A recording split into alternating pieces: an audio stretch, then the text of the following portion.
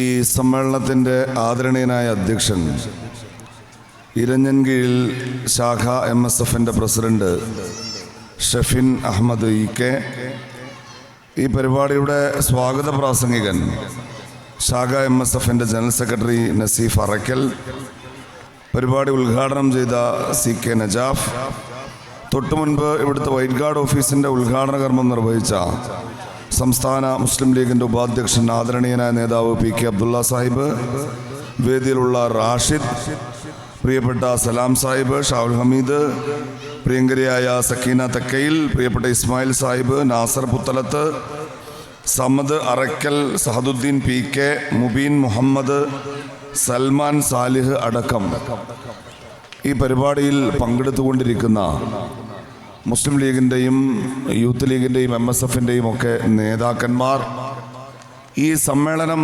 തിരഞ്ഞെടുത്ത MSF ഇരഞ്ഞൻകീഴിൽ ശാഖാ കമ്മിറ്റിയുടെ പുതിയ ഭാരവാഹികൾ, ഈ പരിപാടിയിൽ പങ്കെടുത്തുകൊണ്ടിരിക്കുന്ന സ്നേഹം നിറഞ്ഞ സഹപ്രവർത്തകർ, പ്രിയപ്പെട്ട സഹോദരിമാർ, സ്നേഹം നിറഞ്ഞ കുഞ്ഞുങ്ങളെ,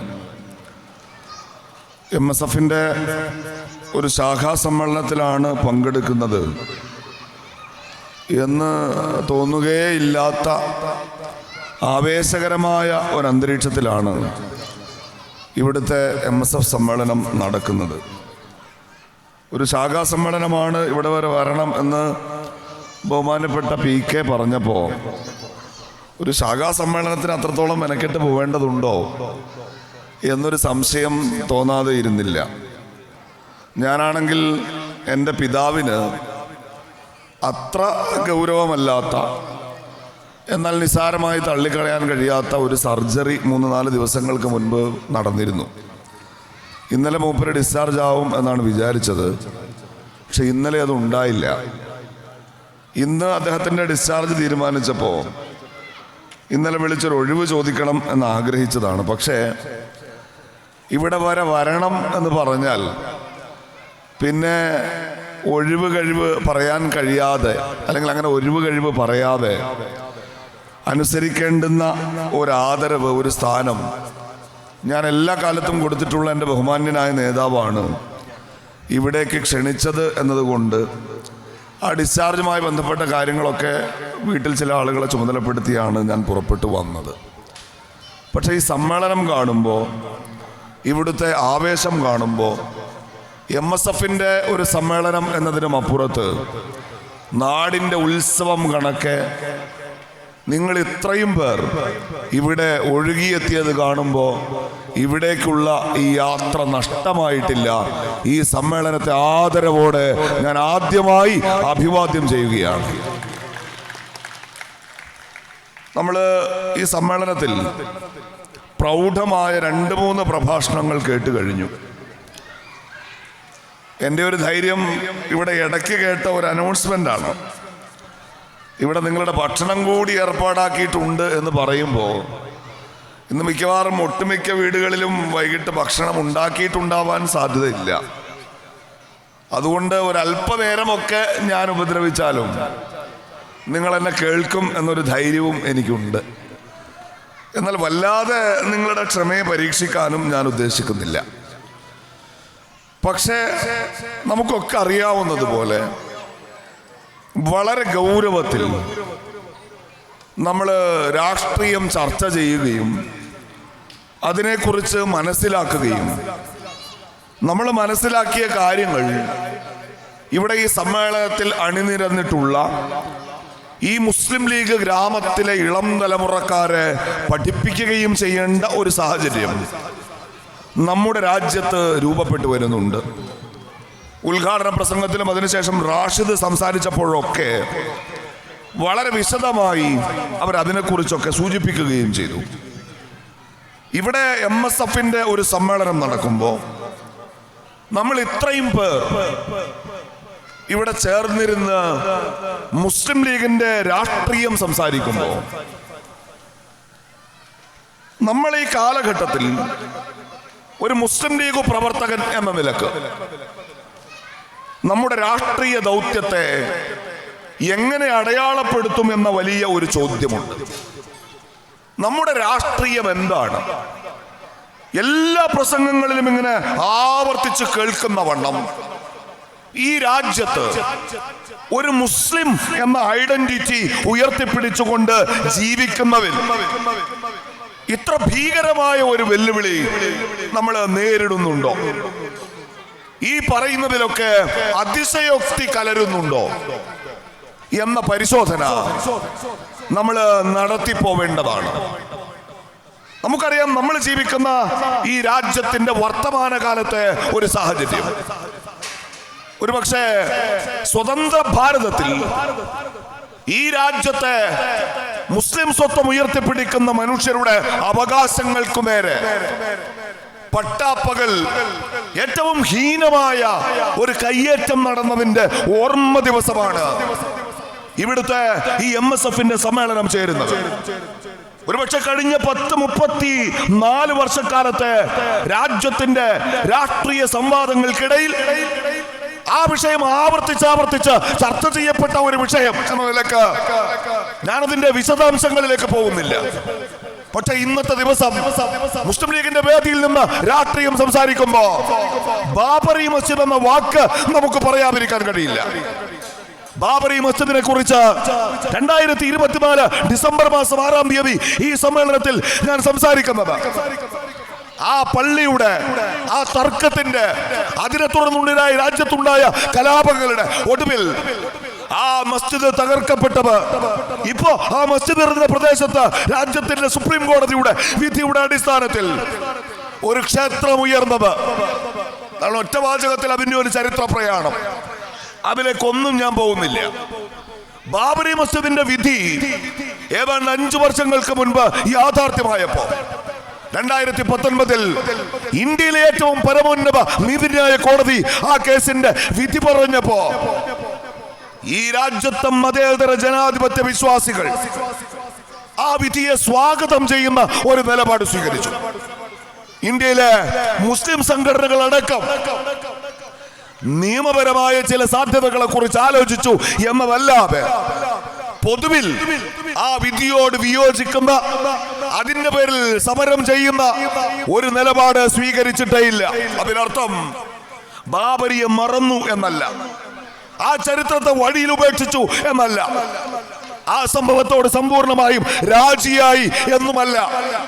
ബാബറി മസ്ജിദ് തകർത്ത് അയോധ്യയിൽ രാമക്ഷേത്രം നിർമ്മിച്ച ഇന്ത്യയിലെ ഫാസിസ്റ്റ് രാഷ്ട്രീയത്തോട് ഏതെങ്കിലും നിലക്ക് ഒത്തുതീർപ്പുണ്ടാക്കി എന്നും അതിനർത്ഥമില്ല. പക്ഷേ പിന്നെയും സുപ്രീം കോടതി അന്തിമമായി വിധി പറഞ്ഞ ഘട്ടത്തിൽ ആ വിഷയം ഈ രാജ്യത്തിന്റെ സ്വൈര്യം കെടുത്താൻ സംഘപരിവാറിന് അവസരമാവരുത് എന്ന് കണ്ട് ഈ രാജ്യത്തെ സ്നേഹിക്കുന്നവർ മുഴുവൻ ആഗ്രഹിച്ച ഒരു കാര്യം, ബാബരിയുടെ മിനാരങ്ങൾ അവസാനത്തേതാകണം.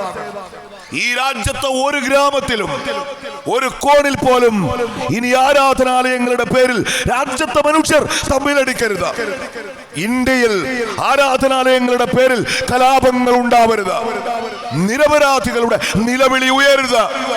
ആ തർക്കങ്ങളെ ഉപയോഗപ്പെടുത്തി കലാപം സൃഷ്ടിച്ച ആ കലാപങ്ങളില് ചോരയും മാംസവും രാജ്യത്തെ BJPക്ക് അവസരമാവരുത്. ഈ രാജ്യത്തിന്റെ മാറിലേക്ക് നിലവിളിച്ചുകൊണ്ട് നിലമ്പെത്തുന്ന അവസാനത്തെ മിനാരമാകണം ബാബരിയുടേത്. ഒറ്റവാചകത്തിൽ പറഞ്ഞാൽ ഈ രാജ്യത്തിന്റെ ചരിത്രത്തിൽ ഇനി ബാബരി ആവർത്തിക്കപ്പെടരുത് എന്ന നിലപാട്, എന്ന ആഗ്രഹം നമുക്കൊക്കെ ഉണ്ടായിരുന്നു. ആഗ്രഹത്തെ സാധൂകരിക്കുന്ന ഒരു നിയമനിർമ്മാണവും ഈ രാജ്യത്തിന്റെ പാർലമെന്റിൽ നടന്നിരുന്നു. ഈ രാജ്യത്തിന്റെ പാർലമെന്റിൽ ആ നിയമനിർമ്മാണത്തിൽ ഞാനതിന്റെ വിശദാംശങ്ങളിലേക്ക് പോവുകയല്ല, ഒറ്റവാചകത്തിൽ ആ നിയമത്തെ കുറിച്ചും പറയാം. 1947 ഓഗസ്റ്റ് മാസം 15-ാം തീയതി ഈ രാജ്യത്തെ ഒരു ദേവാലയം, ഒരു പ്രാർത്ഥനാ സ്ഥലം, അതിന്റെ മതപരമായ സ്വഭാവം എന്താണ്? അതായത് അതൊരു പള്ളിയാവാം, അതൊരു മസ്ജിദാവാം, അതൊരു ചർച്ചാവാം, അതൊരു സിഖ് ഗുരുദ്വാരയാകാം, അതൊരു ജൈന ക്ഷേത്രമാകാം, അതൊരു ബുദ്ധമത പ്രാർത്ഥനാ കേന്ദ്രമാവാം, അതൊരു ക്ഷേത്രമാവാം. ഒരു ആരാധനാലയത്തിന്റെ മതപരമായ സ്വഭാവം എന്തു തന്നെയും ആവട്ടെ, അത് മാറ്റരുത്. മാറ്റണം എന്നാവശ്യപ്പെട്ടുകൊണ്ട് കേസ് കൊടുക്കരുത്. അഥവാ കേസ് കൊടുത്താൽ രാജ്യത്തെ കോടതികൾ അത് പരിഗണിക്കരുത്. ആരാധനാലയങ്ങളുടെ സ്വഭാവത്തിന്റെ പേരിൽ, അതിന്റെ ഉടമസ്ഥാവകാശത്തിന്റെ പേരിൽ രാജ്യത്തൊരു കേസ് ഉണ്ടാവരുത്, ഒരു തർക്കമുണ്ടാവരുത്. ഒരു ആരാധനാലയവും ഈ രാജ്യത്തിന്റെ സമാധാനം കെടുത്തരുത് എന്ന ഒരു നിയമം ഇന്ത്യയുടെ പാർലമെന്റ് പാസാക്കി അംഗീകരിച്ചു. ഈ രാജ്യത്ത് 10-30 വർഷക്കാലം ആ നിയമം നിലനിന്നു. എക്സെപ്റ്റ് ബാബരി മസ്ജിദ് എന്നുകൂടിയുണ്ട്. ഈ നിയമം ബാധകമല്ലാത്തത് ഇന്ത്യയിലെ ഒരേ ഒരു ദേവാലയത്തിനാണ്, അത് ബാബരി മസ്ജിദിനാണ്. കാരണം ഈ നിയമം ഉണ്ടാകുന്നതിന് മുൻപ് തന്നെ ബാബരി മസ്ജിദ് ഒരു തർക്കഭൂമിയായി മാറിക്കഴിഞ്ഞിരിക്കുന്നു. ഇപ്പോ നിങ്ങളുടെ മുൻപിൽ ആ നിയമമുണ്ട്. നമ്മൾ സംസാരിക്കുന്ന 2024 ഡിസംബർ മാസം 6-ാം തീയതി വൈകുന്നേരം ഈ സമയം വരെ രാജ്യത്തെ ഒരു കോടതിയും ആ നിയമം ഭരണഘടനാ വിരുദ്ധമാണ് എന്ന് പറഞ്ഞിട്ടില്ല. ഇന്ത്യയുടെ പാർലമെന്റ് ആ നിയമം ഭേദഗതി ചെയ്തിട്ടില്ല. ഇന്ത്യയിലെ ഏറ്റവും പരമോന്നത നിയമനിർമ്മാണ സഭ പാസാക്കിയ ആ നിയമം ഒരു വള്ളി മാറാതെ, ഒരു പുള്ളി മാറാതെ നിലനിൽക്കുന്ന ഒരു ഇന്ത്യയിൽ നമ്മൾ ജീവിക്കുമ്പോ വർത്തമാന കാലത്ത് ഈ രാജ്യത്തിന്റെ അവസ്ഥ എന്താണ്? ഇവിടെ രണ്ടുപേരും പറഞ്ഞല്ലോ, സമ്പലിലെ പള്ളി വെടിവയ്പുണ്ടായി, 6 പേർ മരിച്ചു. ഈ സമ്പലിലെ മസ്ജിദിനെ കുറിച്ച് നമ്മൾ കേൾക്കുന്നത് തന്നെ ഈ കാലത്താണ്. നേരത്തെ ഗ്യാൻവാപ്പി മസ്ജിദിന്റെ കാര്യത്തിൽ തർക്കമുന്നയിക്കപ്പെട്ടു. മധുരയിലെ ഷാഹി ഈദ്ഗാഹിന്റെ കാര്യത്തിൽ തർക്കമുന്നയിക്കപ്പെട്ടു. സമ്പലിന്റെ കാര്യത്തിൽ തർക്കമുന്നയിക്കുന്നു. അവിടെ വെടിവയ്പുണ്ടാകുന്നു. ആ വെടിവയ്പിൽ 6 പേർ മരിക്കുന്നു. തീർന്നില്ല. അജ്മീറിലെ പള്ളി ദർഗ ഇപ്പോ തർക്കഭൂമിയാക്കി മാറ്റാൻ ശ്രമം നടക്കുന്നു. ഉത്തർപ്രദേശിലെ ബദായുൻ, ആ ബദായിലെ ശംസി ഷാഹി മസ്ജിദ് മിനിഞ്ഞാന്ന് കേസ് കൊടുത്തിരിക്കുന്നു. ഡൽഹി ജുമാ മസ്ജിദ് ഇന്നലെ കേസ് കൊടുത്തിരിക്കുന്നു. എന്ന് വെച്ചാൽ ഞാൻ ആദ്യം പറഞ്ഞ ആ നിയമം നിലനിൽക്കുമ്പോ ബാബറി മസ്ജിദിന് ശേഷം ഈ രാജ്യത്ത് ഗ്യാൻവാപ്പി, മധുര, സംഭൽ, അജ്മീർ, ഡൽഹി, ബദായുൻ, മധ്യപ്രദേശിലെ ധാറിലെ കമാൽ മൗല മസ്ജിദ്, 8 പള്ളികളുടെ പേരിൽ ഈ കഴിഞ്ഞ 2-3 ആഴ്ചക്കിടയിൽ ഈ രാജ്യത്ത് തർക്കമുണ്ടായിരിക്കുന്നു. രാജ്യത്തെ കോടതികൾ സർവേക്ക് അനുവാദം കൊടുക്കുന്നു. അവിടെ സർവേ നടക്കുന്നു. എന്ന് വെച്ചാൽ ആരാധനാലയങ്ങളുടെ പേരിൽ ഏത് ഗ്രാമത്തിലും ഏത് നിമിഷവും കലാപം പൊട്ടിപ്പുറപ്പെട്ടേക്കാവുന്ന, തർക്കമുടലെടുക്കാവുന്ന, രാജ്യത്തിന്റെ സമാധാനം കെടുത്തുന്ന രൂപത്തിലേക്ക് അത് വഷളാകാവുന്ന ഒരു സാഹചര്യം ഇന്ത്യയിൽ രൂപപ്പെട്ടിരിക്കുന്നു എന്നതാണ്. ഞാൻ ഇത്രയും വിശദീകരിച്ചത് പറഞ്ഞത് വർത്തമാനകാല ഇന്ത്യയിൽ മുസ്ലിം ഐഡന്റിറ്റി ഉയർത്തിപ്പിടിച്ചുകൊണ്ട് ഒരാൾ ജീവിക്കാൻ ആഗ്രഹിക്കുമ്പോ അയാൾക്ക് സംരക്ഷണം കൊടുക്കുന്ന ഒരു നിയമം അവിടെ ഉണ്ടായിരിക്കെ തന്നെ ആ നിയമം നിങ്ങളുടെ സംരക്ഷണത്തിന് ഉതകുന്നില്ല. എന്തുകൊണ്ട്? ഈ രാജ്യത്തിന്റെ രാഷ്ട്രീയത്തിന്, ഇന്ത്യയിലെ രാഷ്ട്രീയ സംവാദങ്ങൾക്ക് സ്നേഹമുള്ളവര്, മുസ്ലിം ഐഡന്റിറ്റി ഉള്ള മനുഷ്യർ ഒരു വിഷയമല്ലാതാകുന്നു. നമ്മൾ പണ്ട് പറയാറുണ്ടല്ലോ, എല്ലാ പ്രസംഗത്തിലും കേൾക്കുന്ന ഒരു ക്ലീശയാണ് അരികുവൽക്കരിക്കപ്പെട്ട മുസ്ലിം സമുദായം. അരികുവൽക്കരിക്കപ്പെട്ട മുസ്ലിം സമുദായം.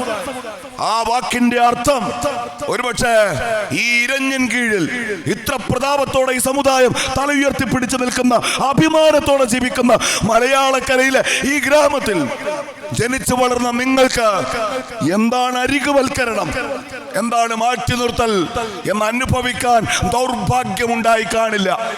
കാരണം എനിക്ക് ഉറപ്പുണ്ട്, 10,000 കുട്ടികൾ പഠിക്കുന്ന ഈ സ്കൂള്, മനോഹരമായ ഈ പള്ളി, ഈ ഗ്രാമം, ഇവിടെ അഭിമാനത്തോടെ ജീവിക്കുന്ന നിങ്ങൾ ഒരു ഘട്ടത്തിൽ പോലും മുസ്ലിം എന്നതിന്റെ പേരിൽ മാറ്റി നിർത്തപ്പെട്ടവരല്ല. ഇവിടെ ഓടിക്കളിക്കുന്ന ഈ കുട്ടികളുണ്ടല്ലോ, ഈ സമ്മേളന വേദി മുഴുവൻ കൈകൊട്ടിപ്പാടി ഓടിക്കളിക്കുന്ന ഈ കുട്ടികൾ, ഞാൻ അവരുടെ പ്രായം നോക്കിയപ്പോ 3 മിടുക്കന്മാർ അവർ ഓടിക്കളിക്കാതെ അച്ചടക്കത്തോടെ ഇവിടെ ഇരിക്കുന്നുണ്ട്. 3 ആൾക്കും മിഠായിണ്ട്. ഞാൻ പറഞ്ഞത് 7 വയസ്സുള്ള ഈ കുട്ടികൾ, ഞാൻ നിങ്ങളോട് പറയുന്നത് ഈ കുട്ടികളെ കുറിച്ച് നിങ്ങൾക്കൊരു ബോധ്യമുണ്ട്. ഇവർ ഇവിടെ സുരക്ഷിതരാണ്. ഞാൻ ചോദിച്ചു, ഈ സ്കൂളിൽ 100 വർഷത്തിലേറെ പഴക്കമുള്ള ഒരു സ്കൂളാണിത്. ബഹുമാനപ്പെട്ട പൊട്ടങ്കണ്ടി ഇവിടെ പഠിച്ചതാണ്. ഈ സമ്മേളനത്തിന്റെ സംഘാടകരായ യൂത്ത് ലീഗുകാർ ഇവിടെ പഠിച്ചതാണ്. നിങ്ങളിൽ പലരും ഈ സ്കൂളിൽ പഠിച്ചവരാണ്. ഈ മുറ്റത്തോടി കളിക്കുന്ന ഈ കുഞ്ഞു മക്കൾ ഒരുപക്ഷെ ഇവിടുത്തെ വിദ്യാർത്ഥികളായിരിക്കും. എന്ന് വെച്ചാൽ ഈ ഗ്രാമത്തിലെ ഒരു 4 തലമുറ ഈ വിദ്യാലയത്തിൽ അക്ഷരം പഠിച്ചു പുറത്തേക്ക് വന്നു കഴിഞ്ഞു. ഞാൻ ഈ സ്കൂളിനെ കുറിച്ച് പറഞ്ഞത്, ഈ സ്കൂളിന്റെ മുറ്റത്ത് ഈ വൈകുന്നേരം നിങ്ങളുടെ കുട്ടികൾ അഭിമാനത്തോടെ ഓടിക്കളിക്കുമ്പോ മുസ്ലിം അരികുവൽക്കരണം, അതിന് ലീഗ് എന്ന് ഞാൻ പറഞ്ഞാൽ നിങ്ങൾക്ക് അതിശയോക്തി തോന്നും. അതുകൊണ്ടാണ് ഞാൻ പറഞ്ഞത്.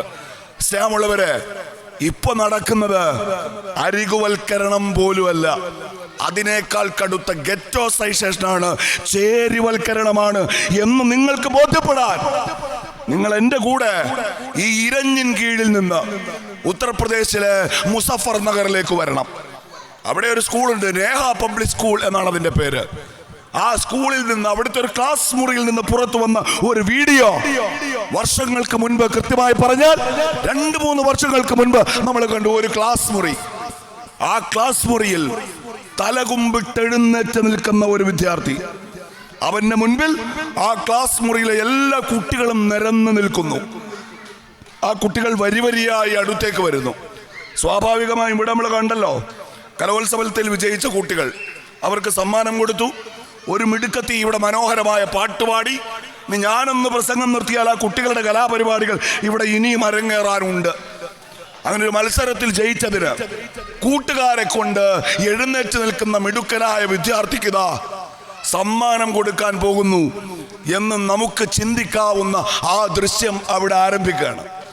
ആദ്യത്തെ കുട്ടി മെല്ലെ നടന്നു വന്ന് സമപ്രായക്കാരനായ അതേ ക്ലാസ്സിൽ പഠിക്കുന്ന സഹപാഠിയുടെ അടുത്തെത്തി അവന്റെ മുഖത്തടിച്ചു, എന്നിട്ട് പോയി. അപ്പൊ ടീച്ചർ വിളിച്ചു, നെക്സ്റ്റ്, അടുത്തയാൾ വരും. അടുത്തയാൾ വന്നു, തലകുമ്പിട്ട് നിൽക്കുന്ന കുട്ടിയുടെ മുഖത്തടിച്ചു, അവനും കടന്നുപോയി. അപ്പൊ ടീച്ചർ പറയുന്നത് ജോർസെ മാരോന എന്നാണ്. ഇങ്ങനെ അടിച്ചാ പോരാ, കുറച്ച് ശക്തമായി അടിക്കണം. ദിവസങ്ങൾക്ക് ശേഷം ആ ദൃശ്യങ്ങൾ വൈറലായപ്പോ, ആ ദൃശ്യങ്ങളുടെ പൊരുളുതേറി രാജ്യത്തെ ദേശീയ മാധ്യമങ്ങൾ ഇറങ്ങി പുറപ്പെട്ടപ്പോ അതിന്റെ യാഥാർത്ഥ്യം നമുക്ക് ബോധ്യപ്പെട്ടു. ആ അധ്യാപികയുടെ പേര് തൃപ്തി ത്യാഗി എന്നാണ്. ആ എഴുന്നേറ്റ് നിൽക്കുന്ന കുട്ടി ആ ക്ലാസ് മുറിയിലെ ഏക മുസ്ലിം വിദ്യാർത്ഥിയാണ്. വരിവരിയായി ആ കുട്ടിയുടെ മുഖത്തടിച്ചു പോയവരാരും മുസ്ലിം സമുദായത്തിൽപ്പെട്ട കുട്ടികളല്ല. ആ കുട്ടികൾ ആരും സ്വന്തം തീരുമാനപ്രകാരം സഹപാഠിയുടെ മുഖത്തടിക്കുകയല്ല. അവിടെ ഇരിക്കുന്ന ഒരു അധ്യാപിക മുസ്ലിമായ ഒരു കുട്ടിയെ എഴുന്നേൽപ്പിച്ചു നിർത്തിയിട്ട് തന്റെ സഹപാഠികളെ കൊണ്ട് ആ കുട്ടിയുടെ മുഖത്തടിക്കുന്നത് മുഹമ്മദൻ ഹേ, അവൻ മുസ്ലിമായത് കൊണ്ടാണ് എന്നാണ്. ഇപ്പൊ നിങ്ങൾക്ക് ബോധ്യമാവുന്നുണ്ടോ? നിങ്ങളുടെ കുട്ടികൾ ഈ മുറ്റത്ത് സുരക്ഷിതരായി ഓടിക്കളിക്കുമ്പോ രാജ്യത്ത് 5 കോടിയോളം വരുന്ന മുസ്ലിങ്ങൾ തിങ്ങി താമസിക്കുന്ന ഒരു സംസ്ഥാനത്തെ ഒരു ക്ലാസ് മുറിയിൽ മുസ്ലിമായതിന്റെ പേരിൽ ഒരു 7 വയസ്സുകാരന് എഴുന്നേറ്റു നിന്ന് മുഖത്തടിയേൽക്കേണ്ടി വരുന്ന സാഹചര്യം ഈ രാജ്യത്ത് ഇപ്പോഴും നിലനിൽക്കുന്നു എന്നതാണ്. ഇപ്പൊ നിങ്ങൾക്ക് മെല്ലെ മെല്ലെ ബോധ്യമാവാൻ തുടങ്ങാണ്. It's not easy to be a Muslim in India എന്നത്. ഇന്ത്യയിൽ ഒരു മുസ്ലിമായിരിക്കുക എന്നത് ചെറിയ ഒരു കാര്യമല്ല എന്ന് നമുക്ക് ബോധ്യമാവുന്നു. ഒരു ഭാഗത്തൊരു നിയമം അർദ്ധശങ്കക്കിടയില്ലാത്ത വിധം ചരിത്രം കുടിച്ച് ആരാധനാലയങ്ങളുടെ പേരിൽ തർക്കങ്ങളും കലാപങ്ങളും ഉണ്ടാക്കുന്ന വിദ്വേഷ രാഷ്ട്രീയത്തിന്റെ വിളവെടുപ്പ് ഈ രാജ്യത്ത് അനുവദിക്കില്ല എന്ന് പ്രഖ്യാപിക്കുമ്പോഴോ കഴിഞ്ഞ 14 ദിവസങ്ങൾക്കിടയിൽ 8 മസ്ജിദുകളുടെ പേരിൽ തർക്കമുന്നയിക്കപ്പെട്ടതിന്റെ യാഥാർത്ഥ്യം എന്റെ കൈവിരലിൽ എണ്ണിക്കാണിച്ച് ഞാൻ നിങ്ങളോട് പറഞ്ഞു. നിങ്ങളുടെ തൊട്ടു മുൻപിൽ ഈ മക്കൾ ഇവിടുത്തെ സ്കൂൾ മുറ്റത്ത് ഓടിക്കളിക്കുമ്പോ ഈ രാജ്യത്തിന്റെ ക്ലാസ് മുറികളിലേക്ക്, ആ ക്ലാസ് മുറികളിൽ പഠിക്കുന്ന നിഷ്കളങ്കരായ കുരുന്നുകളിലേക്ക് അധ്യാപകർ എങ്ങനെ വർഗീയത കുത്തിവെക്കുന്നു എന്ന ബോധ്യം ഇപ്പോ നിങ്ങൾക്കുണ്ട് എന്ന് വച്ചാൽ, ഞാൻ ആദ്യം പറഞ്ഞത് ആവർത്തിച്ചു പറയുന്നു, ഈ രാജ്യത്ത് മുസ്ലിമായിരിക്കുക എന്ന് വച്ചാൽ, നിങ്ങളുടെ സ്വത്വം ഉയർത്തിപ്പിടിച്ചുകൊണ്ട് ജീവിക്കുക എന്ന് വച്ചാൽ അതൊരു ചെറിയ കാര്യമല്ല. ഞാൻ ഉപയോഗിക്കുന്ന വാക്ക് സ്വത്വം എന്നാണ്.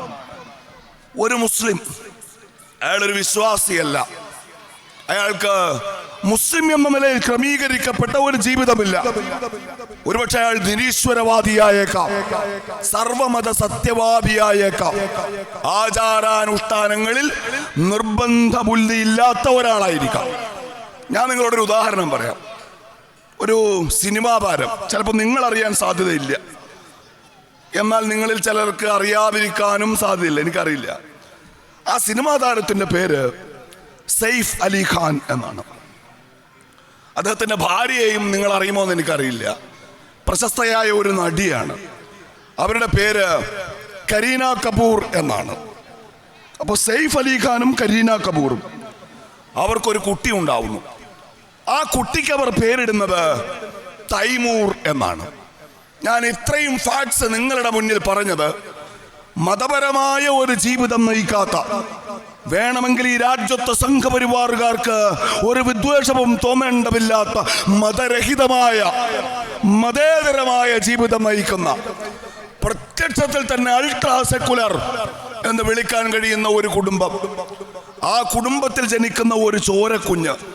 സ്നേഹമുള്ളവരെ, വർഷങ്ങൾക്ക് മുൻപ് ആ കുട്ടി ജനിച്ചപ്പോ ആ കുട്ടിക്ക് തൈമൂർ എന്ന് പേരിട്ടതിന്റെ പേരിൽ ഈ രാജ്യത്ത് അറിയപ്പെടുന്ന രണ്ട് കലാകാരന്മാരായ അവരുടെ അച്ഛനും അമ്മയ്ക്കും വലിയ സംഘപരിവാറിന്റെ വിദ്വേഷ പ്രചരണങ്ങൾക്ക് ഇരയാകേണ്ടി വന്നു എന്നാണ്.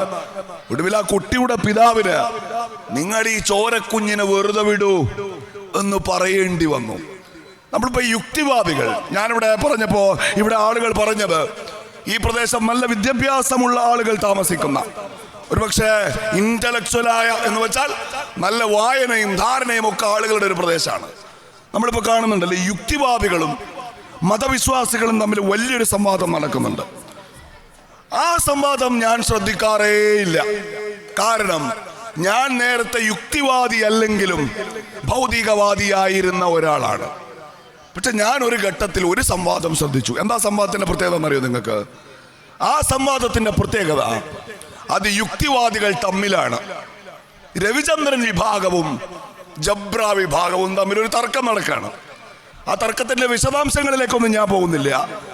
ആ തർക്കം ഒരു ഘട്ടം കഴിഞ്ഞപ്പോ രവിചന്ദ്രൻ വിഭാഗം ജബ്ര വിഭാഗത്തെ വിളിക്കുന്നതെന്ന് പറഞ്ഞാൽ, അവര് യുക്തിവാദി മതത്തിലെ രണ്ട് വ്യത്യസ്ത മദ്ഹബുകാർ, അവർക്കിടയിൽ ഒരു തർക്കം. ഒരു കൂട്ടർ മറ്റേ കൂട്ടർ വിളിക്കുന്നത്, എത്രയായാലും അവൻ ജബ്ബാറല്ലേ, ജബ്ബാറിന് സുഡാപ്പിയാവാതിരിക്കാൻ കഴിയുമോ എന്നാണ്. ജബ്ബാർ എന്ന് പറയുന്ന മനുഷ്യൻ ഒരു പ്രഖ്യാപിത യുക്തിവാദിയാണ്. ഈ കേരളത്തിൽ യുക്തിവാദികൾ നടത്തുന്ന പ്രചരണത്തിന്റെ മുഖമായി നിന്ന ആളാണ്. മലപ്പുറം ജില്ലയിൽ നിന്നുള്ള യുക്തിവാദികളുടെ നേതാവാണ്. യുക്തിവാദികൾക്കിടയിൽ ഒരു സംവാദം നടക്കുമ്പോ ജബ്ബാറിന് നേരെ വിരൽ ചൂണ്ടുന്നവർ പറയുന്ന വാക്ക്, എത്രയായാലും, എത്ര കൊടികെട്ടിയ യുക്തിവാദിയായാലും ജന്മം കൊണ്ട് അയാൾ സുഡാപ്പിയാണല്ലോ എന്നതാണ്. എന്ന് വെച്ചാൽ നിങ്ങളുടെ മുസ്ലിം എന്ന സ്വത്വം നിങ്ങൾ കുടഞ്ഞെറിഞ്ഞാൽ പോലും പിന്നെയും നിങ്ങൾ അതിൻ്റെ പേരിൽ വേട്ടയാടപ്പെടുന്ന അങ്ങേയറ്റം ഇസ്ലാമോഫോബിക്കായ ഒരു അന്തരീക്ഷത്തിലാണ്. നമ്മള് MSFന്റെ സമ്മേളനത്തിന്റെ ഭാഗമായി രാജ്യത്തിന്റെ വർത്തമാനകാല രാഷ്ട്രീയത്തെ കുറിച്ച് സംസാരിക്കുന്നത് ഞാൻ പിന്നെയും പറയുന്നു, it's not easy to be a Muslim in India എന്നത്. അടുത്ത ചോദ്യം, അങ്ങനെയാണെങ്കിൽ നമ്മൾ എന്തു ചെയ്യും എന്നതാണ്. ഇവിടെ എമ്പാടും സഹോദരിമാർ ഈ സമ്മേളനത്തിൽ പങ്കെടുക്കുന്നുണ്ട്. അങ്ങനെയാണെങ്കിൽ സ്നേഹമുള്ള സഹോദരിമാരെ, നമ്മൾ എന്തു ചെയ്യും? ഗുജറാത്ത് വംശഹത്യയുടെ എന്നല്ല, രാജ്യത്ത് നടന്ന വംശഹത്യകളുടെ ഒന്നാമത്തെ ഇര എന്ന് പറയുന്നത് ഇന്ത്യയിലെ മുസ്ലിങ്ങൾ. ആ മുസ്ലിങ്ങളിൽ തന്നെ രാജ്യത്തെ മുസ്ലിം സ്ത്രീകൾ എന്നതാണ്. നമ്മളെ സംബന്ധിച്ചിടത്തോളം മുസ്ലിം ആവുക പ്രയാസകരമാണെങ്കിൽ, വർത്തമാനകാലത്തെ ഇന്ത്യയിൽ ഒരു മുസ്ലിം സ്ത്രീയാവുക എന്നത് അതിനേക്കാൾ അപകടകരമായ ഒരു സംഗതിയാണ്.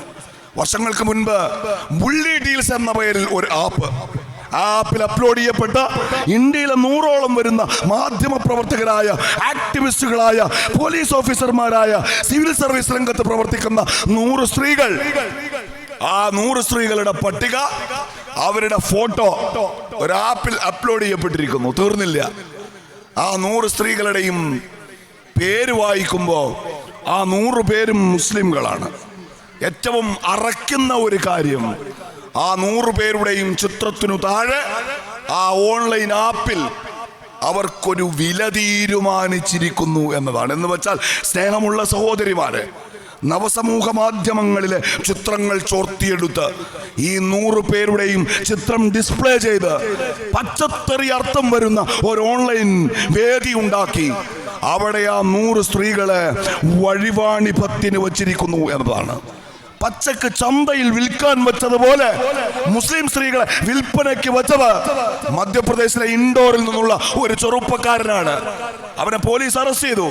അവനോട് ചോദിച്ചു, എന്തുകൊണ്ടാണ് ഈ മുസ്ലിം സ്ത്രീകളുടെ പടം മാത്രം നീ തെരഞ്ഞെടുത്തത്? അറിയാതെ പോലും മറ്റു സമുദായത്തിൽപ്പെട്ട ഒരാളുടെ ഫോട്ടോ പോലും അതിൽ വരാതിരുന്നത്? ആ ചെറുപ്പക്കാരൻ മറുപടി പറഞ്ഞു, എന്തുകൊണ്ടെന്നാൽ എനിക്ക് ആ സ്ത്രീകളോട് വെറുപ്പാണ്. അടുത്ത ചോദ്യം, എന്തുകൊണ്ട് വെറുപ്പ്? നീ ഒരു മുസ്ലിം സ്ത്രീയെ കണ്ടിട്ടുണ്ടോ? അവരോട് സംസാരിച്ചിട്ടുണ്ടോ? നിന്റെ അയൽപ്പക്കത്തുള്ള ഏതെങ്കിലും ഒരു മുസ്ലിം സ്ത്രീയിൽ നിന്ന് നിനക്കൊരു മോശം അനുഭവമുണ്ടോ? അവൻ മറുപടി കൊടുത്തു, ഇല്ല, എന്റെ അയൽപ്പക്കത്ത് മുസ്ലിം സ്ത്രീകളേ ഇല്ല. 2 വാചകത്തിൽ കൂടുതൽ ഒരു മുസ്ലിം സ്ത്രീയോട് ഞാൻ സംസാരിച്ചിട്ടുമില്ല, അവരോട് ഇടപഴകിയിട്ടുമില്ല, അവരെ കൊണ്ട് എനിക്ക് ദുരനുഭവങ്ങളുമില്ല. അപ്പൊ ചോദ്യം ഒന്നുകൂടി ചോദിച്ചു, പിന്നെന്തിനാണ് നീ ആ സ്ത്രീകളെ ഇങ്ങനെ വെറുക്കുന്നത്? അയാൾ പറഞ്ഞത്, ഞാൻ വാട്സപ്പിൽ കാണുന്നുണ്ട്, നവസമൂഹ മാധ്യമങ്ങളിൽ കാണുന്നുണ്ട്, ആ സ്ത്രീകൾ പന്നികളെ പോലെ പെറ്റുകൂട്ടുന്നവരാണ്. ആ സ്ത്രീകൾ ഇങ്ങനെ പ്രസവിച്ചു കൂട്ടിയാൽ ഒരു കാലത്ത് ഈ രാജ്യം ഒരു മുസ്ലിം ഭൂരിപക്ഷ രാജ്യമാവുമോ എന്ന് ഞാൻ ഭയപ്പെടുന്നു. സ്നേഹമുള്ളവരെ, ഇപ്പൊ നിങ്ങൾ പറയും, അത് ഇൻഡോറിലെ അക്ഷരം കൂട്ടി വായിക്കാൻ അറിയാത്ത ഒരു കുഗ്രാമത്തിലെ ഒരു പയ്യൻ, ഒരു ഭ്രാന്തൻ. കേട്ടോ, കഴിഞ്ഞ ലോക്സഭാ തെരഞ്ഞെടുപ്പിന്റെ സാഹചര്യത്തിൽ ഈ രാജ്യത്തിന്റെ പ്രധാനമന്ത്രിയുടെ പ്രസംഗം, ആ പ്രസംഗത്തിൽ ഇന്ത്യയുടെ പ്രധാനമന്ത്രി ആവർത്തിച്ച് പ്രസംഗിച്ചത് ഈ രാജ്യത്തിന്റെ ജനസംഖ്യ, ആ ജനസംഖ്യയിൽ ഒരു പ്രത്യേക സമുദായത്തിൽപ്പെട്ടവർ, നുഴഞ്ഞുകയറ്റക്കാർ, രാജ്യദ്രോഹികൾ, അവര് പെറ്റുപെരുകയാണ്. മറ്റു സമുദായങ്ങളുടെ അംഗസംഖ്യ കുറയാണ്. രാജ്യത്ത് ഒരാൾക്കും കിട്ടാത്ത, ഒരു പബ്ലിക് ഡൊമൈനിലും വരാത്ത ആ ഡാറ്റ രാജ്യത്തിന്റെ പ്രധാനമന്ത്രി തെരഞ്ഞെടുപ്പ് പൊതുയോഗങ്ങളിൽ പ്രസംഗിച്ചത് നുഴഞ്ഞുകയറ്റക്കാരെന്ന്, രാജ്യദ്രോഹികളെന്ന്, ഭീകരവാദികളെന്ന് രാജ്യത്തെ ഒരു സമുദായത്തിന് നേരെ ഇന്ത്യയുടെ പ്രധാനമന്ത്രി തെരഞ്ഞെടുപ്പ് പൊതുയോഗങ്ങളിൽ വിരൽ ചൂണ്ടിയത്, വെറുപ്പ് പ്രചരിപ്പിച്ചത് 117 തവണ എന്നാണ് കണക്ക്. ഞാൻ ആ വിഷയം അവിടെ അവസാനിക്കാണ്. എന്ന് വെച്ചാൽ, സ്നേഹമുള്ളവരെ, നിങ്ങളൊരു മുസ്ലിം സ്ത്രീ ആയിരിക്കാം, നിങ്ങൾ ഒരു മുസ്ലിം കുട്ടിയായിരിക്കാം, നിങ്ങൾ ഒരു മുസ്ലിം പുരുഷനായിരിക്കാം.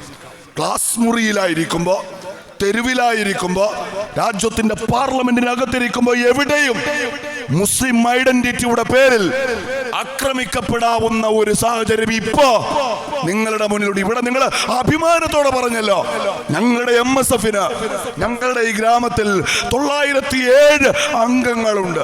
എന്തിനാണ് ഈ ഇളം തലമുറയുടെ കയ്യിൽ കൂടി ഈ പതാക കൊടുത്ത് ഇവരെ സജ്ജരാക്കണമെന്ന് MSF, മുസ്ലിം ലീഗ്, യൂത്ത് ലീഗ് നിങ്ങളോട് ആഹ്വാനം ചെയ്യുന്നത്? പോയ കാലത്ത് നിങ്ങളുടെ പൂർവികർ ഈ ഗ്രാമത്തിന്റെ ആകാശത്ത് ഉയർത്തിക്കെട്ടിയ ഈ പച്ച പതാക തലമുറകൾക്ക് കൈമാറണം എന്നെന്തിനാണ് പറഞ്ഞു വെക്കുന്നത്? 48 മാർച്ച് 10 മദ്രാസിലെ രാജാജി ഓഡിറ്റോറിയത്തിൽ നിന്ന് മുഴങ്ങിക്കേട്ട ഒരു മുദ്രാവാക്യമുണ്ട്, മുസ്ലിം ലീഗ് എന്ന. ആ മുദ്രാവാക്യം അവിടെ ഉയരുമ്പോ ഈ രാജ്യത്തിന്റെ വലിയ നേതാക്കന്മാർ ചോദിച്ച ഒരു ചോദ്യമുണ്ട്, എന്താണ്?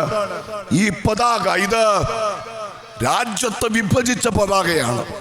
ആ വിഭജനത്തിന്റെ വ്രണപ്പെടുത്തുന്ന ഓർമ്മകളിൽ നിന്ന് പ്രിയപ്പെട്ട മുഹമ്മദ് ഇസ്മായിൽ, ഈ രാജ്യം ഇനിയും മോചിതമായിട്ടില്ല.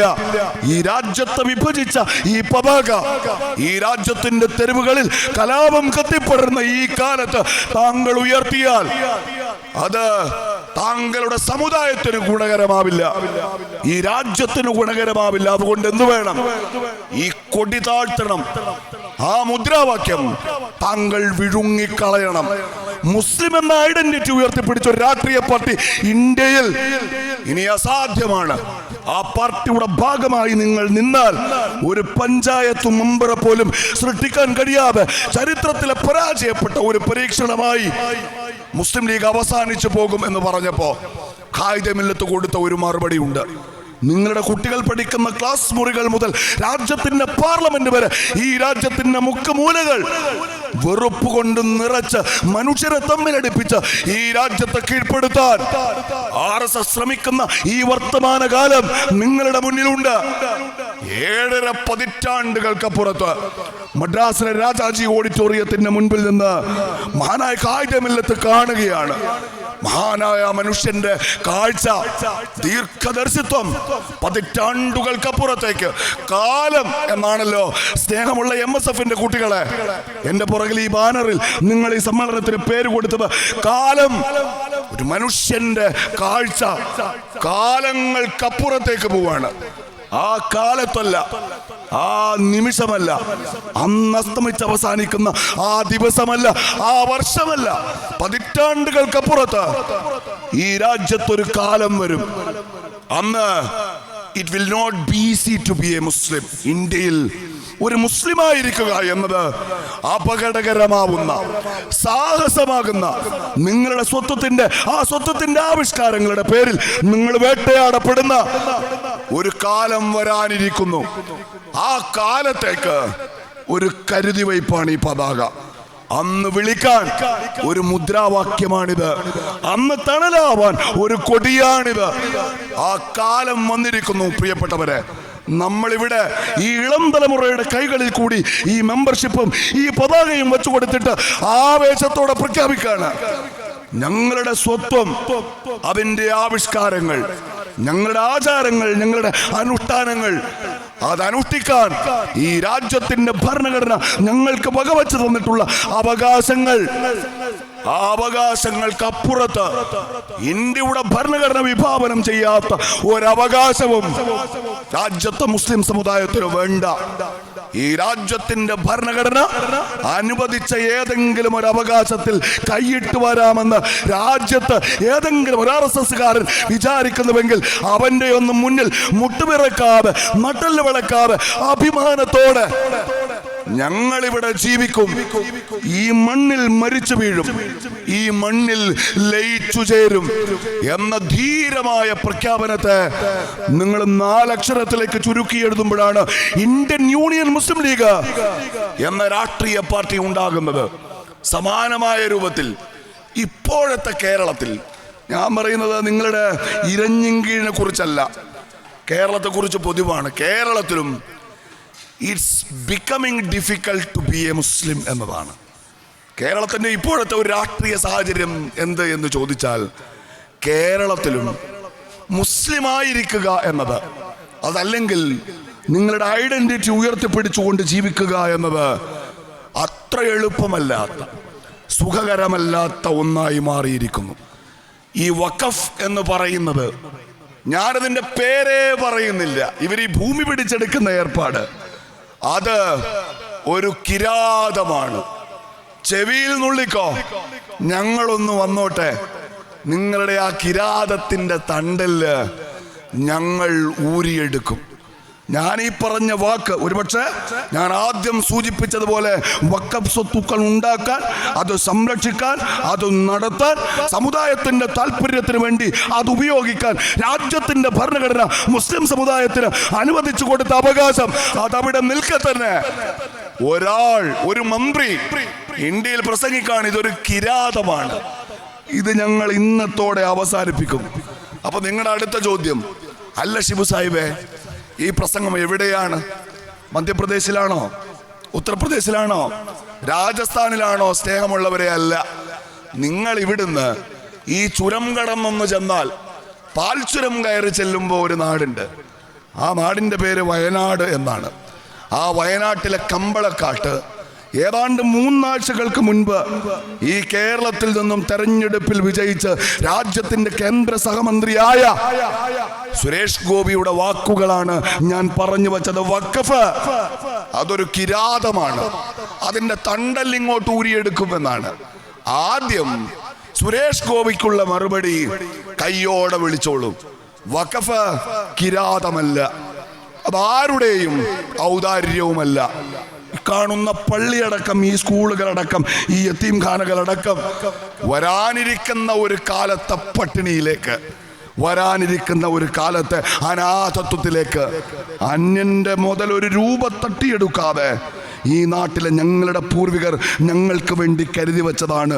അതിലെ ഒരു തരി മണ്ണ്, അതിലെ ഒരു പിടി ഉരുള, അതിലെ ഒരു മുടി നാരിഴ ഒരുത്തനും വിട്ടുതരുമെന്ന്, തട്ടിയെടുക്കാൻ വന്നാൽ കൈയും കെട്ടി നോക്കി നിൽക്കുമെന്ന് നിങ്ങൾ വിചാരിക്കണ്ട.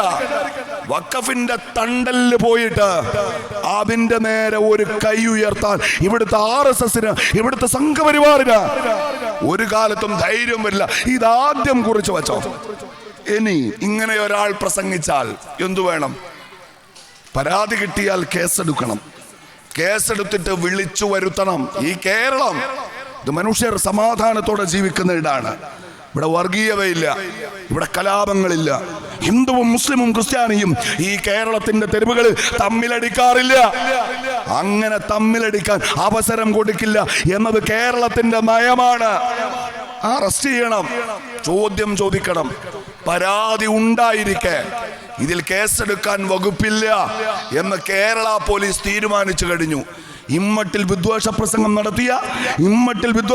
നടത്തിയ കേന്ദ്രമന്ത്രിക്കെതിരെ കേസെടുക്കാൻ വകുപ്പില്ല എന്ന് പ്രഖ്യാപിച്ച കേരളത്തിലെ പോലീസിന് പേരിനെങ്കിലും ഇപ്പോഴും നിയന്ത്രിക്കുന്നത് ഒരു കമ്മ്യൂണിസ്റ്റ് മുഖ്യമന്ത്രിയാണ്. അയാളുടെ പേര് പിണറായി വിജയൻ എന്നാണ്. ഞാൻ ഈ വഖഫിനെ കുറിച്ച് ബോധപൂർവം പറഞ്ഞു തുടങ്ങിയതാണ്. ഇപ്പൊ നമ്മൾ കാണുന്നുണ്ടല്ലോ, ഞങ്ങളുടെ നാട്ടിൽ വഖഫിന്റെ പേരിൽ വലിയ ഒരു തർക്കം ഉയർത്തിക്കൊണ്ടുവരുന്നു. ഒരു 400 ഏക്കർ ഭൂമി, ആ ഭൂമിയിൽ താമസിക്കുന്ന കുറെ മനുഷ്യർ, അവർക്ക് ആ ഭൂമിയുടെ ഉടമസ്ഥാവകാശമുണ്ട്, അവരാ ഭൂമിക്ക് കരം കൊടുക്കുന്നുണ്ട്. മറുഭാഗത്തൊരു വാദം, അത് വഖഫ് ഭൂമിയാണ്. ആരാണ് ഇതിൽ തീരുമാനമെടുക്കേണ്ടത്? ആരാണ് ഈ വിഷയം അവസാനിപ്പിക്കേണ്ടത്? മുനമ്പത്തെ ആ 400 ഏക്കർ ഭൂമി ചൂണ്ടിക്കാണിച്ചിട്ട് ഈ കേരളത്തിൽ പതിറ്റാണ്ടുകളായി നിലനിൽക്കുന്ന ക്രൈസ്തവ മുസ്ലിം സാഹോദര്യം തകർക്കാൻ RSS ഇറങ്ങിക്കളിക്കുമ്പോ രാജ്യത്തെ UDF, ഇന്ത്യയിലെ പ്രതിപക്ഷ പാർട്ടികൾ, ഈ കേരളത്തിന്റെ സമാധാനം ആഗ്രഹിക്കുന്ന മുഴുവൻ മനുഷ്യർ ഒരേ സ്വരത്തിൽ പറയാണ്, ഈ വിഷയം വളരാൻ വിടരുത്, ഇത് വഷളാവാൻ അയക്കരുത്. ചായയിൽ ബിസ്ക്കറ്റ് മുക്കി കഴിക്കുന്ന ലാഘവ ബുദ്ധിയോടെ ഇച്ഛാശക്തി ഉണ്ടെങ്കിൽ കേരളത്തിലെ ഗവൺമെന്റിന് അരമണിക്കൂർ കൊണ്ട് പരിഹരിക്കാവുന്ന ഈ വിഷയം ഇത് അവസാനിച്ചു കളയണം. ഞാനിത് പറയുന്നത് സ്നേഹമുള്ളവരെ, നമ്മള് പെരിഫറലായി ഉപരിതലത്തിൽ കാണുന്നതല്ല പലപ്പോഴും രാഷ്ട്രീയം. അതിന്റെ അടിത്തട്ടിൽ കുറെ കാര്യങ്ങളുണ്ട്. ഞാന് പെരുമ്പാവൂർ കോതമംഗലം ഭാഗത്ത് ജനിച്ചു വളർന്ന ഒരാളാണ്. എൻ്റെ വീടിൻ്റെ ചുറ്റുവട്ടം മുഴുവൻ ക്രൈസ്തവ സമൂഹത്തിൽപ്പെട്ട മനുഷ്യരാണ് താമസിച്ചിരുന്നത്. നിങ്ങളെപ്പോലെ മുസ്ലിം ഡൊമിനേറ്റഡായ ഒരു പ്രദേശത്ത് താമസിച്ച ആളെയല്ല ഞാൻ ഉണ്ടാകുമ്പോൾ എൻ്റെ ഉമ്മ ജോലിക്ക് പോകുന്നുണ്ട്. എന്നെ കൊണ്ടുപോയി ഇരുത്തുക അന്നമ്മ എന്നു പേരുള്ള, ഇന്നും ഞാൻ സ്നേഹത്തോടെ അമ്മച്ചി എന്ന് വിളിക്കുന്ന ഒരു സ്ത്രീയുടെ അടുത്താണ്. അവരുടെ മുലപ്പാൽ ഞാൻ കുടിച്ചിട്ടുണ്ട്. എൻ്റെ അതേ പ്രായമുള്ള സഹോദരി അവിടെയുണ്ട്. സ്വന്തം അമ്മയുടെ മുലപ്പാൽ ആ പെൺകുട്ടിയും കുടിച്ചിട്ടുണ്ട്.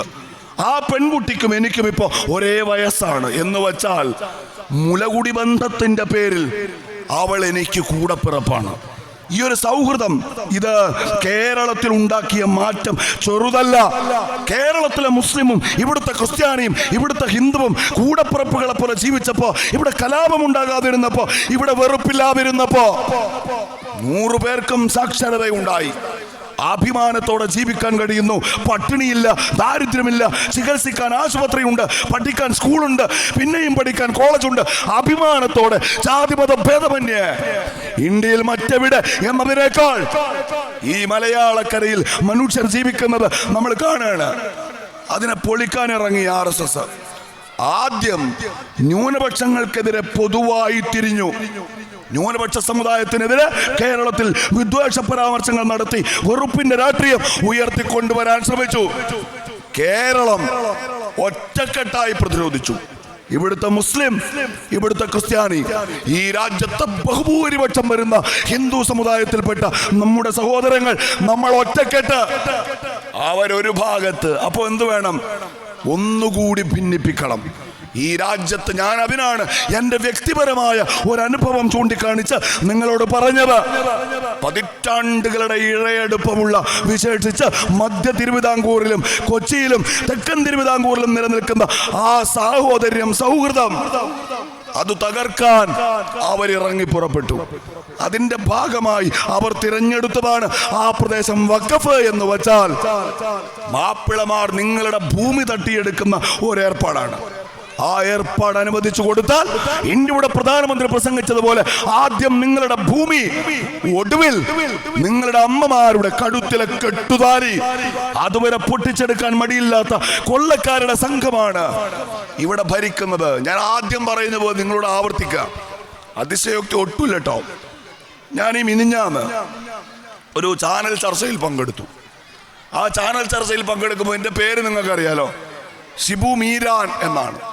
എനിക്ക് ഉറപ്പുണ്ട് ഷിബു എന്ന പേരുള്ള ഒരു മുസ്ലിം ഇവിടെ എവിടെ ഉണ്ടാവില്ല.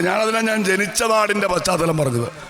എൻ്റെ നാട്ടിലും ഷിബു എന്ന് പേരുള്ള മുസ്ലിം ഞാൻ മാത്രമേ ഉള്ളൂ. പിന്നെ ഈ പേരുള്ള എൻ്റെ കൂട്ടുകാർ മുഴുവൻ ക്രൈസ്തവ ഹിന്ദു സഹോദര സമുദായത്തിൽപ്പെട്ടവരാണ്. അപ്പം എൻ്റെ പേര് TV സ്ക്രീനിൽ ഷിബു മീരാൻ എന്ന് എഴുതി കാണിക്കുന്നു. ഞാൻ ആ ചാനലിൽ ഇരുന്ന് RSSനെതിരെ സമ്പൽ പള്ളിക്ക് വേണ്ടി തർക്കിക്കുന്നു. അപ്പോൾ ആ ചാനലിൻ്റെ കമൻറ്റ് ബോക്സിൽ ഒരു കമൻറ്റ് വന്നു. ഞാനത് എടുത്തു വച്ചിട്ട് എൻ്റെ ഫോണിൽ. ആ കമൻറ്റിൽ പറയുന്നത്, എടോ ഷിബു രാമ, താൻ ഒരു ഹിന്ദുവാണോടോ? തനിക്ക് ഈ സമുദായത്തോട് വെള്ള സ്നേഹമുണ്ടോ? ഇവർ ഈ പള്ളിയും പിടിച്ചു പറിച്ച് വരുമ്പോൾ, നമ്മുടെ ഒരു അമ്പലം നഷ്ടപ്പെടുമ്പോൾ ഒരു ഹിന്ദുവായ നീ ഇങ്ങനെയൊക്കെ പറയാമോ? ഫലസ്തീനിന് വേണ്ടിയാണെങ്കിൽ നീ സംസാരിച്ചേനെ. കാരണം നീ ഒരു കപട മതേതരവാദിയാണ്.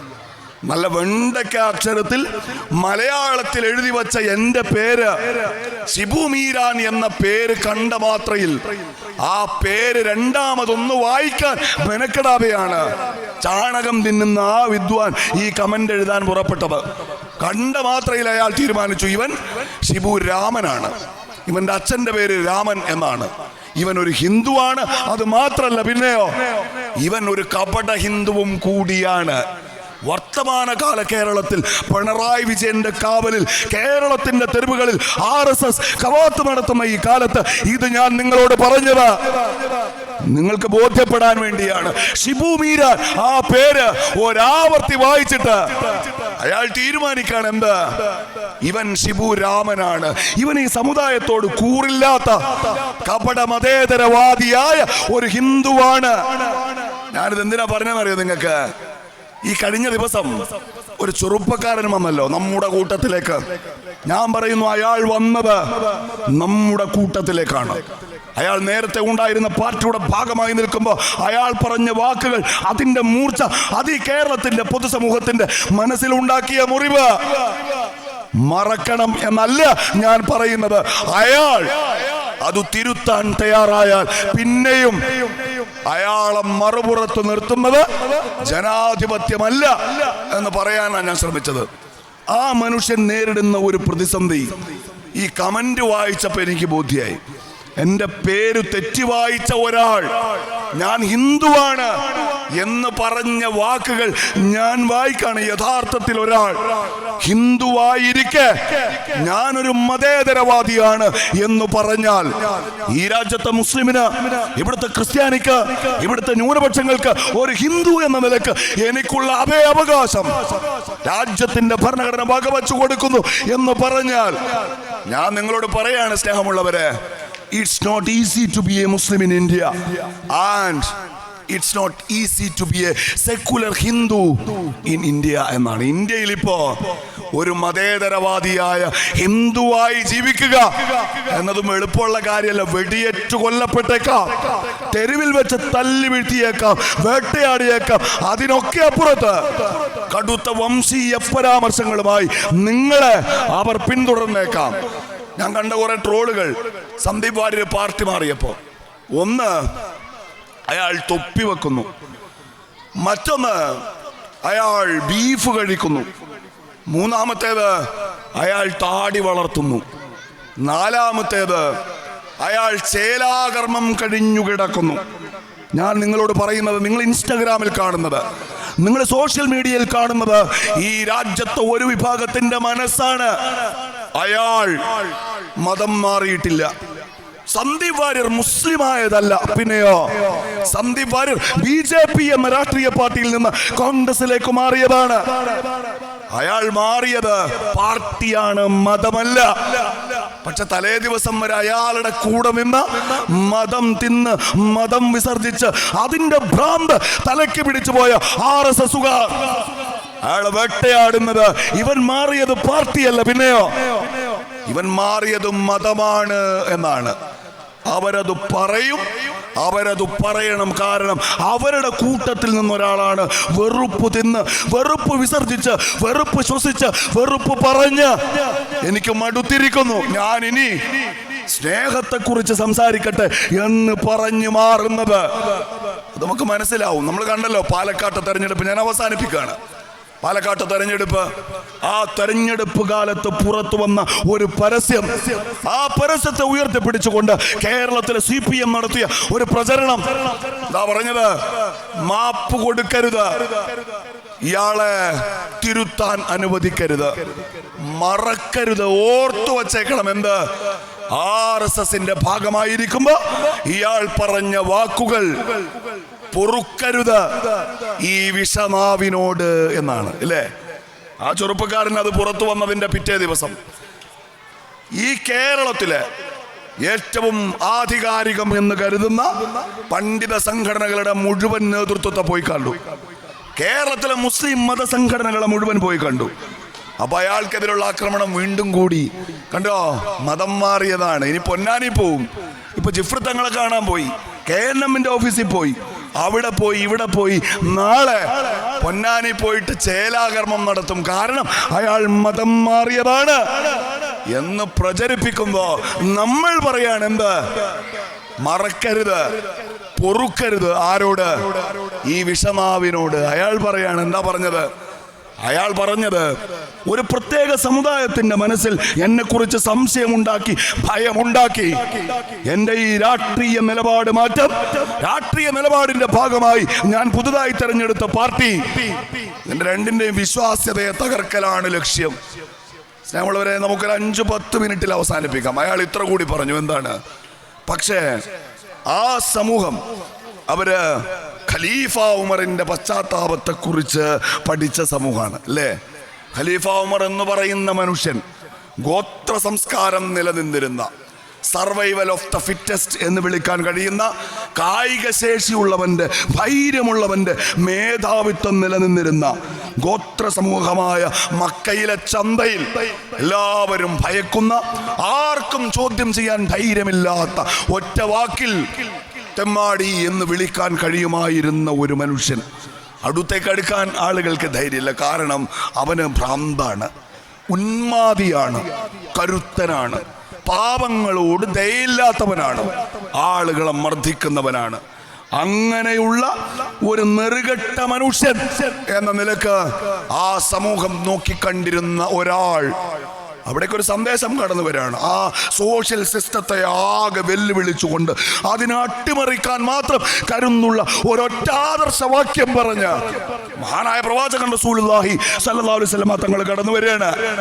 വരുമ്പോ സ്വാഭാവികമായും ഉമറിന് മുഹമ്മദ് ശത്രുവാവണം. കാരണം ഉമർ ആ ഗോത്ര സമൂഹത്തിന്റെ അധികാരങ്ങൾ ആസ്വദിക്കുന്ന, അപകരന്റെ അവകാശങ്ങൾ കവർന്നെടുക്കുന്ന ഒരാൾ.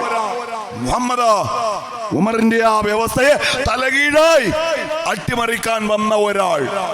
ഏറ്റുമുട്ടലുകൾ ഉണ്ടാവുന്നുണ്ട്, മാനസികമായ സംഘർഷങ്ങൾ ഉണ്ടാവുന്നുണ്ട്. ഉമറിന്റെ മനസ്സിൽ പ്രവാചകനെ കുറിച്ച് വെറുപ്പിങ്ങനെ കുമിഞ്ഞു കൂടുന്നുണ്ട്. ഒടുവിൽ അയാൾ തീരുമാനിക്കാണ്, കൊന്നുകളയണം. വേറൊരു പ്രകോപനം കൂടി ഉണ്ടായി. ഉമറെ, നീ മുഹമ്മദിനെ കൊല്ലാൻ നടന്നോ? നിന്റെ പെങ്ങൾ മുഹമ്മദിന്റെ മതം സ്വീകരിച്ചതറിഞ്ഞോ? ഓ, അങ്ങനെയുണ്ടോ? ആ, അങ്ങനെയുണ്ട്. മുഹമ്മദിന് മുൻപ് ആദ്യം അവളെ കൊല്ലാം എന്ന് തീരുമാനിച്ച് ഊരിപ്പിടിച്ച വാളുമായി അയാൾ ആ ചന്തയിൽ നിന്ന് തൻ്റെ സഹോദരിയുടെ അരികിലേക്ക് പുറപ്പെടുകയാണ്. ഞാൻ ചുരുക്കി പറയാം, അവിടെ എത്തുമ്പോഴാണ് ആ വേദഗ്രന്ഥത്തിൻ്റെ മാധുര്യം അയാൾ കേൾക്കുന്നത്.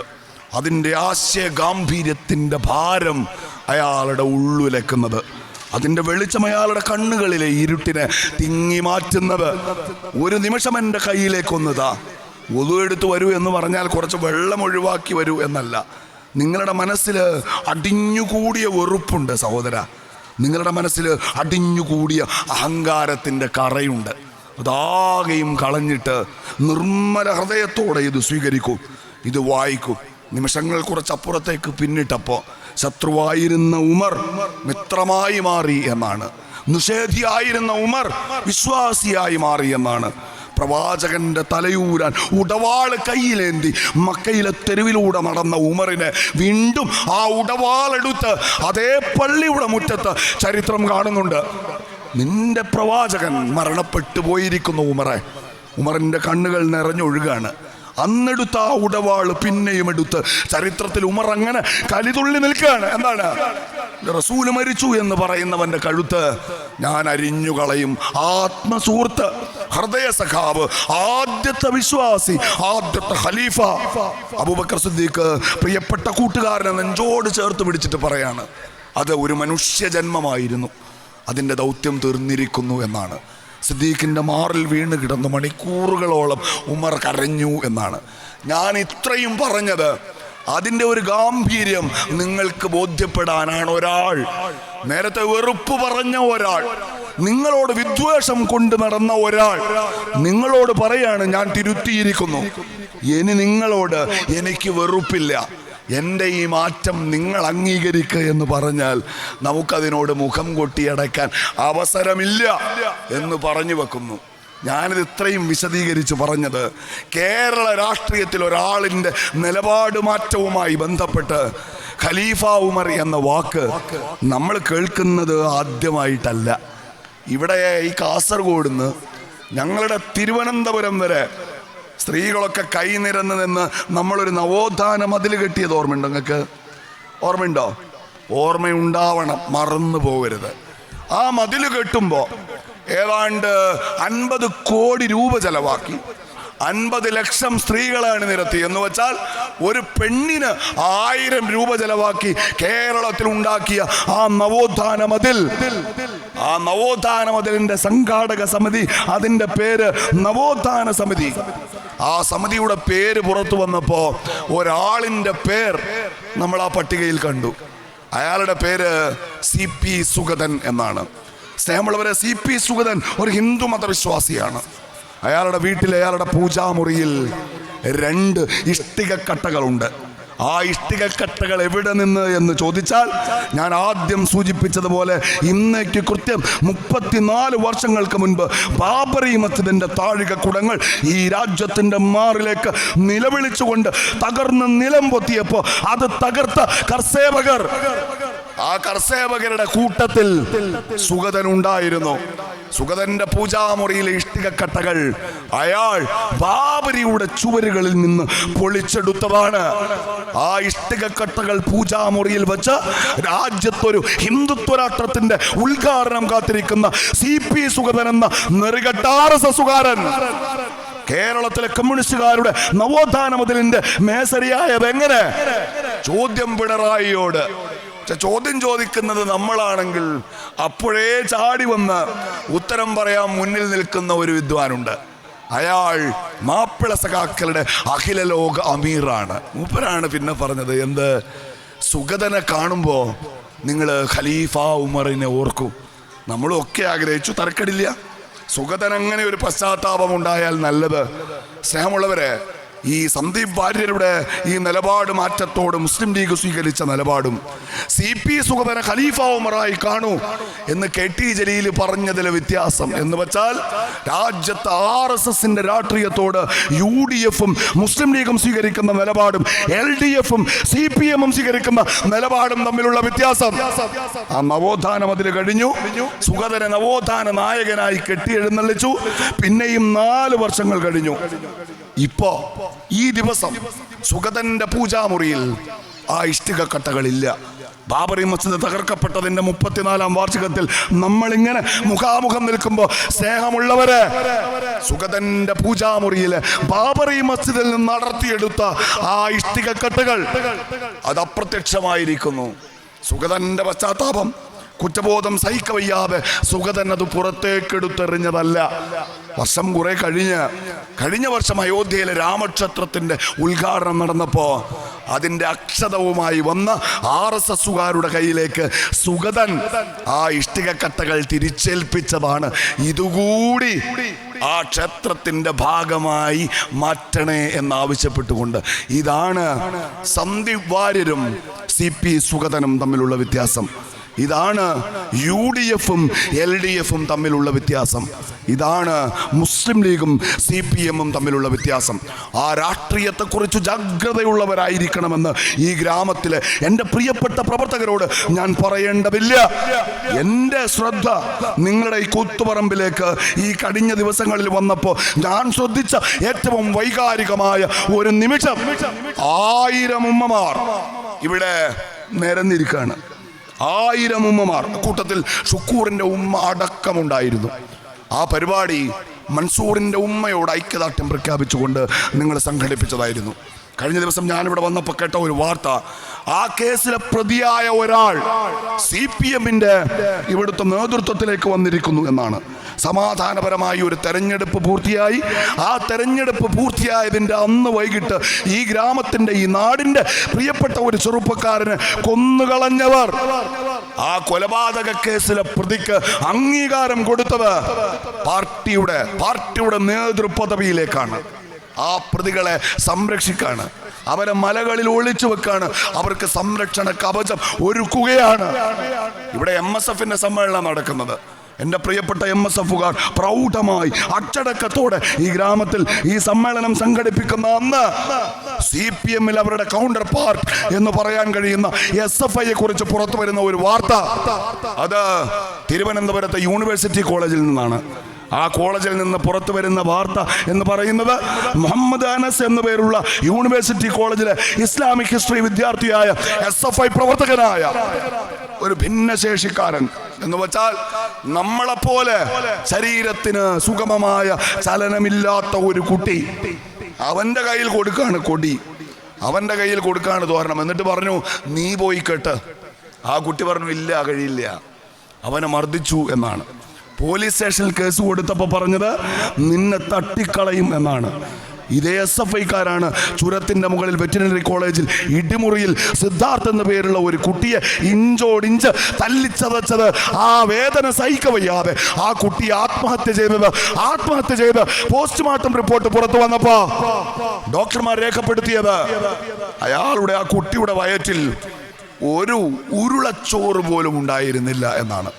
ദിവസങ്ങളോളം പട്ടിണിക്കിട്ട് സഹപാഠിയെ കൊല്ലുന്നത് അതേ പ്രായമുള്ള SFIക്കാർ. 19 വയസ്സുകാരനായ സിദ്ധാർത്ഥനെ കൊന്നത് 28 വയസ്സുള്ള CPMകാരല്ല, അവന്റെ അതേ പ്രായമുള്ള SFI പ്രവർത്തകനാണ്. കുന്തം കൂട്ടുകാരനെ, കൂടെ പഠിക്കുന്നവനെ പട്ടിണിക്കിടുക, നഗ്നനാക്കി നിർത്തുക, അവനെ തല്ലുക, അവനെ കൊലപ്പെടുത്തുന്നിടത്തോളം അത് പോവുക.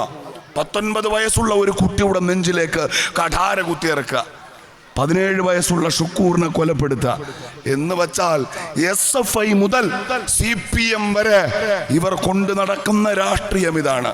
ഞാൻ അവസാനിപ്പിക്കാൻ ഇന്ന് ആദ്യമായിട്ടാണ് മുസ്ലിം ലീഗിന്റെ ഉദ്ഘാടനം ചെയ്യപ്പെട്ട ഒരു ഓഫീസിൽ, സ്നേഹമുള്ളവരെ, ഞാൻ ആയുധങ്ങൾ കാണുന്നത്. അവിടെ വെട്ടുകത്തിയുണ്ട്, അവിടെ വാക്കത്തിയുണ്ട്, അവിടെ ഈർച്ചവാളിരിപ്പുണ്ട്, ഇലക്ട്രിക് ഈർച്ചവാൾ അവിടെ ഉണ്ട്. അതിൻ്റെ ഒക്കെ കൂടെ അവിടെ ഒരു ജാക്കറ്റ് കൂടി ഇരിപ്പുണ്ട്.